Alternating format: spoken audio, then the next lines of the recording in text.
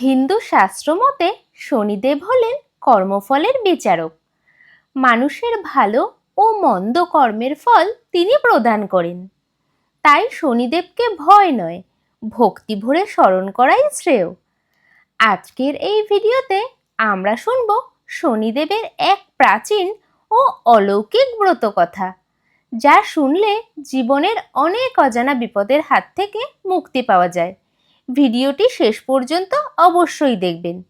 আর যারা প্রতি শনিবার শনিদেবের ব্রত পালন করেন, তারা ব্রতের শেষে অবশ্যই এই ব্রত কথা শ্রবণ করবেন, না হলে ব্রতের সম্পূর্ণ ফললাভ হবে না।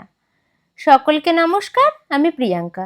সুখের চাবিকাঠির আরও একটি নতুন ভিডিওতে আপনাদের সবাইকে স্বাগত। চলুন তাহলে শুরু করা যাক শনিদেবের ব্রত কথা। প্রাচীনকালে শ্রীহরি নামে এক অতি দরিদ্র ব্রাহ্মণ ছিলেন।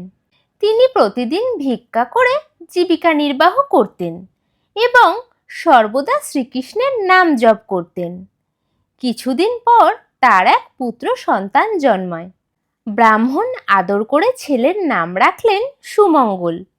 ছেলেবেলা থেকেই সুমঙ্গল ছিল অত্যন্ত মেধাবী এবং অল্প দিনের মধ্যেই সে সমস্ত শাস্ত্রে পণ্ডিত হয়ে ওঠে। কিন্তু ভাগ্যের নিষ্ঠুর পরিহাসে খুব অল্প বয়সেই সুমঙ্গল তার পিতামাতাকে হারায়। অনাথ সুমঙ্গল পিতামাতার পরলৌকিক কাজ সম্পন্ন করতে গয়াধামে গিয়ে বিষ্ণু পাদপদ্মে পিণ্ডদান করেন। এরপর শনিদেবের দৃষ্টি পড়ে সুমঙ্গলের ওপর।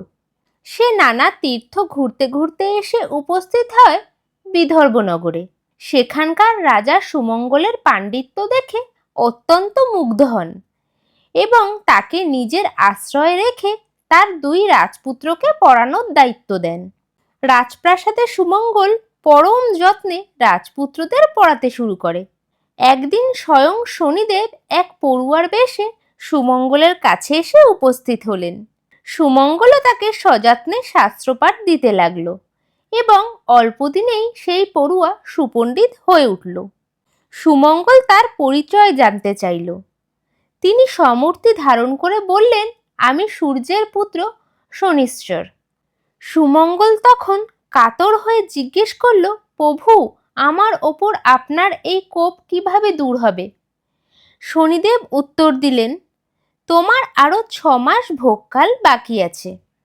তুমি গঙ্গার তীরে গিয়ে একান্তে শ্রীহরিকে ভজনা করো।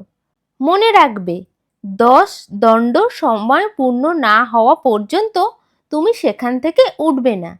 এই বলে শনিদেব অন্তর্ধান করলেন। শনিদেবের আজ্ঞা মতো সুমঙ্গল গঙ্গার তীরে গিয়ে নারায়ণের ধ্যানে বসল। কিন্তু সে ভুলবশত 10 দণ্ড সময় পূর্ণ হওয়ার আগেই ধ্যান ভঙ্গ করে নিজের ভবনে ফিরে এলো। তার এই আচরণে শনিদেব অত্যন্ত রুষ্ট হলেন।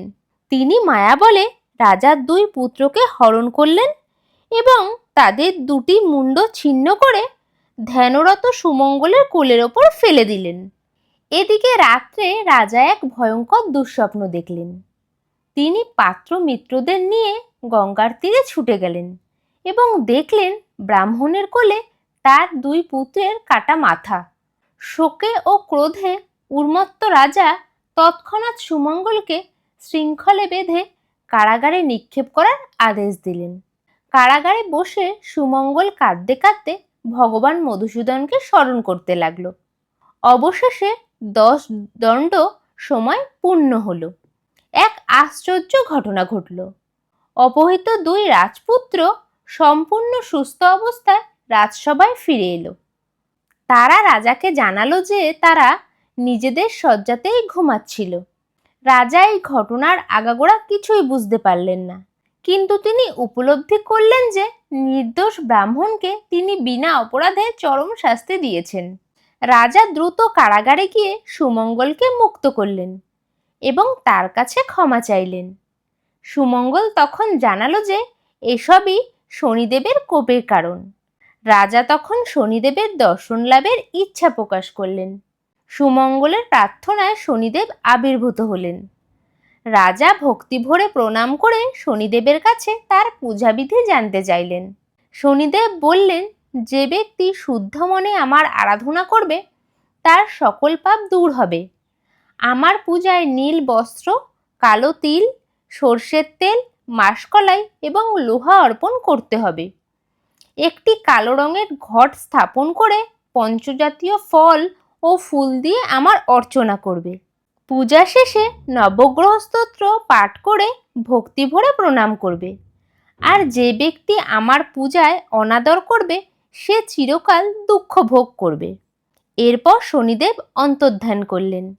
রাজা প্রতি শনিবার ভক্তি ভরে শনিদেবের পূজা করতে লাগলেন এবং ব্রাহ্মণদের প্রচুর দান ধ্যান করলেন। সুমঙ্গল রাজপ্রাসাদ থেকে বিদায় নিয়ে শনিদেবের আরাধনায় নিজের জীবন অতিবাহিত করল। স্কন্দ পুরাণে বর্ণিত এই ব্রতকথার মূল শিক্ষা হল, শনিদেবের দেওয়া নির্দিষ্ট নিয়ম ও ভক্তি থেকে বিচ্যুত হলে মানুষকে চরম দুর্ভোগ পোহাতে হয়, কিন্তু ভগবানকে স্মরণ করলে তিনি আবার বিপদ থেকেও উদ্ধার করেন। শনিদেবের ব্রতকথা এখানেই সম্পন্ন হলো। ভিডিওটি ভালো লাগলে অবশ্যই লাইক করুন, শেয়ার করুন আর কমেন্টে লিখুন জয় শনিদেব। আর এমনই ব্রতকথা, পূজা ও আধ্যাত্মিক ভিডিও পেতে এখনই সাবস্ক্রাইব করুন আমাদের চ্যানেল। সকলে ভালো থাকবেন, সুস্থ থাকবেন। ভিডিওটি দেখার জন্য আপনাকে অনেক অনেক ভালোবাসা জানাই। ধন্যবাদ।